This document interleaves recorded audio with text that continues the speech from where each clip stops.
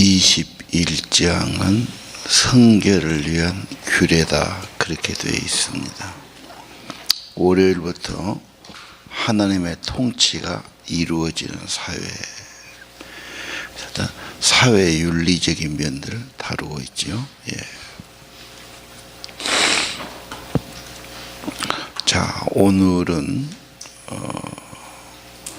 어떤 사람이 피살됐다.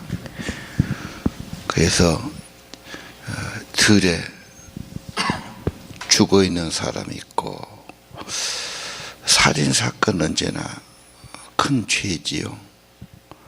그리고 그 범인을 발견을 못했어요. 자, 그럼 이걸 어떻게 처리해야 되느냐?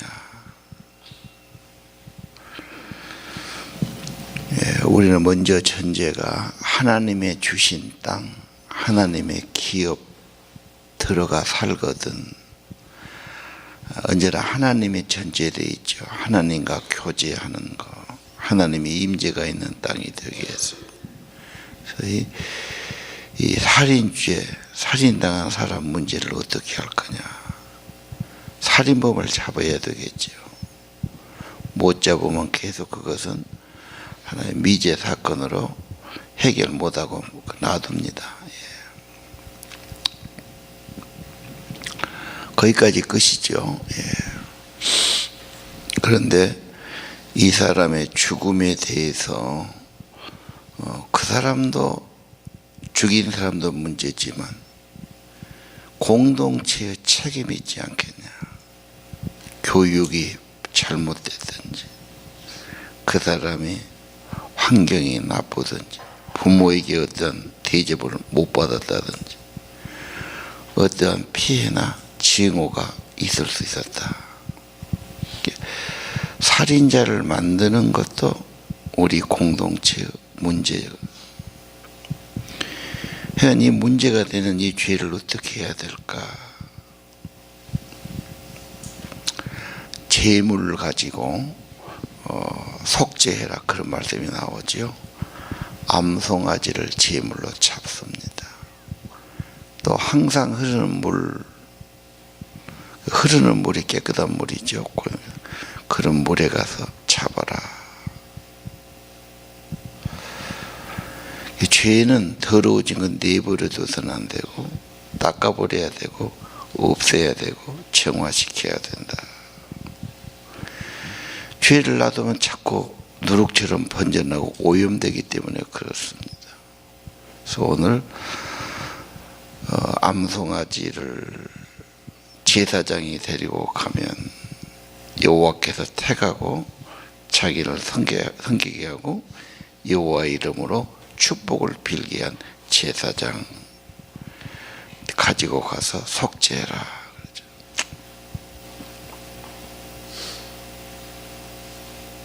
8절에 보면 그런 내용이 나오죠. 여호와여, 주께서 속량하신 주의 백성 이스라엘에 사하시고 무지한 피를 머물러 두지 마옵소서. 그러면 그 죄가 사함을 받으리니. 그 죄를 시쳐라, 그 말이죠. 오늘 죄는 안 지어야 되죠. 첫째는요, 지었으면 속죄해야 된다. 대속의 원리죠. 이 땅에 우리가 알고 모르는 죄가 참 많다. 개인의 죄도 있지만 이 세상 사람들이 얼마나 함부로 죄를 지고 못할 죄를 하고 남을 피해를 주고 부모를 괴롭히고 더 나가서 하나님을 무시하고 살아가고, 하나님 불신한 것 정말 가슴 아픈 일이죠. 자, 오늘 하나님이 주인이신데 하나님의 뜻을 거스르는 이 사람들, 이거 속죄해야 된다고 말이죠. 우리 가정도 깨끗해야 되겠고, 이 사회도 그래야 되겠고, 교회 공동체도 그래야 되고, 하나님이 우리를 구속하시고 하나님이 주신 땅, 차지하게 한 땅에서 어떻게 살아야 되겠나. 속죄의 삶, 죄의 삶이 중요하단 말이에요. 그 말은 오늘 아까 8절의 기도처럼 이 땅의 죄악들을 용서해 달라는 거. 특별히 암송아지와 흐르는 물은 예수 그리스도의 속죄를 의미하죠. 우리 모두는 제사장 나라, 제사장 사명입니다. 베드로전서 2장 8절에 그랬죠. 여러분은 택한 족속, 거룩한 백성, 하나님의 제사장의 나라가 됐습니다. 사명이 그러죠. 그들도 전도해야 되고 그들도 주님께로 인도해야 되고 중보자로서 위에서 그들의 죄를 하나님께서 긍휼히 여겨달라고 용서해달라고 누군가 용서를 빌어야 되지요. 죄를 그대로 놔두면 안 되지요. 그래서 우리 신문에서 수없는 죄들이 나오고 사고가 나오고 문제가 나옵니다. 어떤 사람은 혀를 차고 말기도 하고 탄식하기도 하고 이래서 되겠냐 욕을 하기도 하고 남을 탓하기도 합니다. 아까 말한 대로 우리는 한 공동체, 한 배를 탔단 말이에요. 교회도 물론 공동체입니다. 가족도 공동체예요. 나라도 공동체입니다. 같은 나라에 사는 거예요. 제사장의 사명, 이 땅의 죄악을 볼 때마다 죄를 사해 주십시오. 용서해 주십시오. 그리스도의 피를 의지하며 간구합니다. 그래서 이 땅의 죄를 덮고 죄를 속하고 죄를 정화시키고 제사장의 직분 사명 감당하는 것이 우리 새벽기도 성도들의 귀한 사명들이 아닐까 생각합니다. 자, 지금 사람들이 지금 10절 이하 포로로 잡은 여자가 있었어요. 마음에 들었어요. 그러면 어떻게 해야 되냐 그런 걸 다루고 있죠. 그 당시는 흔히 있는 일이에요. 옷을 갈아입어라. 의복 손톱을 베어라. 머리를 베라. 그런 말이 있죠. 그래서 아마 신분을 전환하기 위한 그런, 그리고 한 달간 여자에게 여유를 주어라.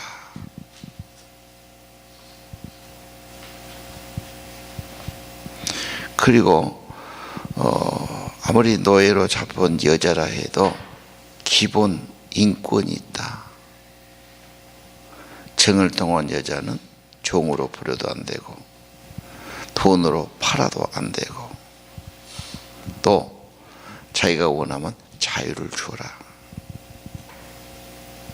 상당히 성경은 인간의 기본 권리에 대해서 보호하라는 말씀이 많이 있죠. 그래서 사회가 좋은 사회가 될수록 선진국이 될수록 인권을 존중하고 보호하는 거죠.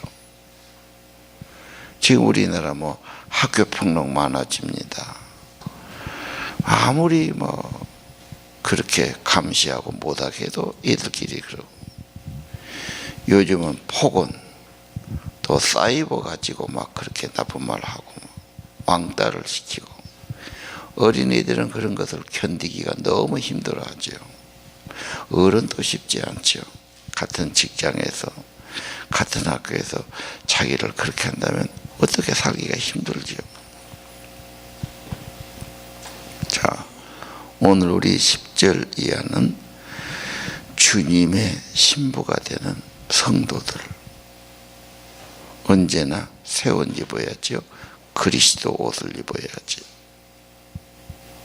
그 다음에 인간으로서 가장 좋은 이웃을 사랑하고 존중하고 그 말은 무시하지 않고 차별하지 않고 그렇죠? 해롭게 하지 않고 의외로 성경은 그 인간을 존중하고 보호하고 대우해야 된다.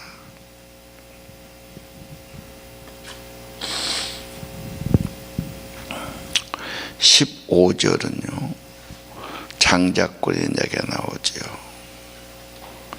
과거 그 당시에는 아내를 둘, 셋 둘 수 있었으니까. 근데 한 여자는 사랑하고 한 여자는 미워한단 말이에요. 둘 다 아들 낳았어요.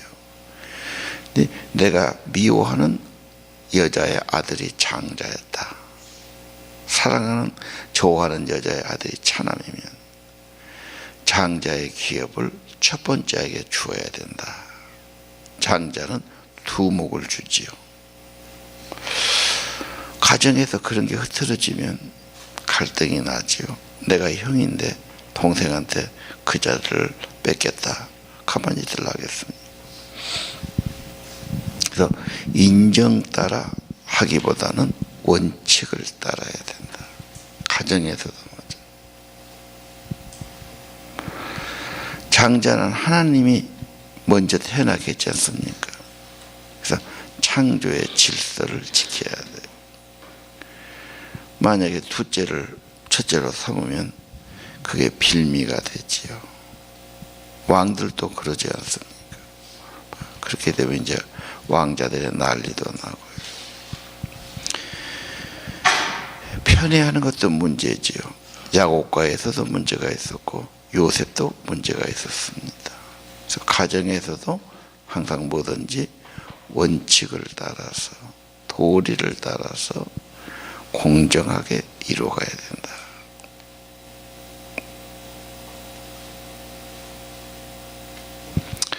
(18절) 이하는 폐류나 부모에게 불순종하고 대들고, 이건 부모를 공경하고 순종하는데 정반대로 간 자식이 있다. 그러면 이건 공동체에서 어떻게 할 거냐. 그 악을 제거해야 된다고. 옛날에는 불악 같으면 불악의 한 집안과 같아요. 어른은 다 어른이었고, 어른은 남의 자식도 꾸짖고 막 그렇게 했지요. 그래서 질서가 분명합니다. 여기 부모가 그렇게 나오면 유지들이 그 아이를 돌로 쳐 죽여라 그래요. 사실 죽이는 게 법이에요. 죽여도 그건 괜찮죠. 성경 자체가 법이니까요. 문제는 가정부터 부모를 공경하고 순종하는 자녀로 세워가야 된다. 부모를 거역한 이 반역의 세계, 이 악을 제거해야 된다. 그래서 폐륜화를 용납하지 않아야 돼. 왜? 물드니까요. 그런 나쁜 놈이 나오면 내버려 두면 자꾸 본받는 게 나오니까. 부모를 공경해야 된다. 물론 부모가 존경받을 수 있도록 공정하고 바르게 살아야 돼요. 그리고 꾸준히 관계를 맺어야 되겠죠. 뭔가 지금 관계가 틀어져서 그럴 수가 있죠. 자, 어찌됐든 오늘 부모를 공경하라. 하나님이 대리인이죠. 자, 이 문제도 참 큰 문제입니다. 지금은 죽일 수 없는 문제고, 그렇죠? 그러나 우리는 물론 부모 자식 간이니까 그렇지만 서로 기도 많이 해야 되고, 무리하게 요구해서는 안 되고요. 어릴 때부터 그 많은 세월 타르기도 하고 기도하기도 하고 믿음을 넣어주기도 하고, 뭔가 인간의 근본 관계가 부모 자식 관계가 아니에요. 가정 안에서 관계죠. 그래서 가정은 모든 인간 관계의 출발 장소입니다. 또 거의 부모 본받아 가요. 따라가고요. 말하는 것도 그렇고 대하는 것도 그렇고 그렇습니다. 그래서 부모들이 더 바르게 산다. 신앙의 공동체를 만든다. 좋은 인간관계를 만들어 가야 된다. 굉장히 중요하죠. 가정생활 함부로 하고 함부로 욕하고 함부로 먹대고 이렇게 되면 거칠어지고 문란하게 되는 것 아니겠습니까? 그러니까 오늘 1절 하나님이 주신 땅에 들어갈 때 이런 신명기는 거의 그렇게 됐어요. 하나님의 공동체, 하나님의 기업, 하나님의 임재가 있는 삶을 살려면 악을 제거해라. 원리를 지켜라. 인권 약한 자를 보호해라. 죄의 문제는 속죄, 대속의 기도를 드려라 그런 거죠. 자, 22절 이하는 누가 사형을 당해서 나무에 달아났어요. 거기 보면은 여호와가 기업으로 주신 땅을 더럽히지 말라. 전제가 그렇게 되어 있죠. 그래서 이 땅, 이 사회가 깨끗한 사회, 정직하고 예의가 있고 윤리가 있고 뭔가 도리가 있는 그런 사회가 되는 것이 우리의 꿈이 되어야 합니다. 물론 나도 잘 살아야죠. 그러나 옆에 사람들이 또 이상한 짓을 하면 이게 안 된단 말이에요. 우리 기독교인들은 이 땅, 하나님이 주신 이 나라, 이 땅을 위해서 기도해야 되고 바르게 살기 운동이 일어나야 되고 인권 존중이 일어나야 되고 죄를 없애는 운동이 일어나야 되고 속죄를 비는 중보기도 운동이 일어나야 할 줄로 압니다. 예. 이 땅을 깨끗하기 위해서 하나님이 함께 하신 땅, 거룩한 땅이 되기 위해서 그 죽은 시체라도 묻어주라고 말이죠. 사람 죽여갖고 매달아 놓은 것이 좋은 색이 나야지 않습니까? 또 내버려 두면 짐승이 와서 또 막 먹고 그럴 수 있지 않습니까? 그것도 안 되는 거죠. 그래서 묻어주는 장례가 예의가 된 것이죠.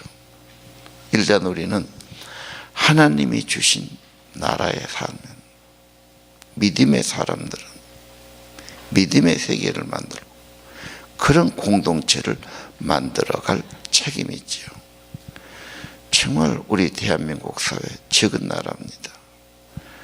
그러나 깨끗한 나라, 하나님을 경외하는 나라, 그렇지요. 윤리와 도덕이 있고 효도가 있고 이 땅을 이 사람들이 더 깨끗해지기 위해서 바르게 살기 위해서 그 죄의 문제는 용서를 빌어야 되고 충고해야 되고 오늘 첫 번째 제물을 바치고 제사장이 중보기도 하고 죄의 사함을 간구하는 모습 이 땅에 죄가 없어져야 되겠습니다. 죄가 덮어져야 되겠습니다. 죄가 용서받아야 되겠습니다. 천지가 죄지요. 교만하고 거짓말하고 탐욕을 부리고 안 할 짓을 하고 너무 안타까운 현실이 오늘 우리나라 현실입니다. 방송에 보면 신문에 보면 맨 사고 터지고 문제가 생기고 안 할 짓이 일어나고 막 그러지 않습니다. 남의 집 일처럼 구경하고 가서는 안 되고 우리 하나님께 나가서 예수 그리스도의 보혈을 의지해서 긍휼히 여기시고 용서해 주시고 깨끗게 해주시고 새롭게 해주시기를 기도하고 우리가 사는 이 땅이 정말 하나님의 나라, 하나님의 도시 이루어지기를 기도해 주시기를 바랍니다. 기도합시다.